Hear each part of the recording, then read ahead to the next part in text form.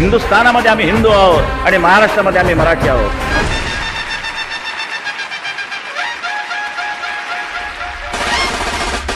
मनामध्ये माझ तरी आपण मुजोर नाही, दिसतो साधे भोळे तरी मनगट कमजोर नाही. आपल्याला लढायचा कुणामध्ये जोर नाही, आपल्या एवढी कुणाचीही निष्ठा कठोर नाही. महाराष्ट्र वाचवण्या मतभेदा दूर टाकले,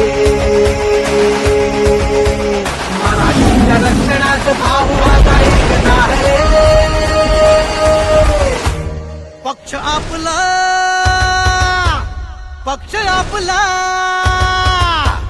पक्ष आपला ठाकरे.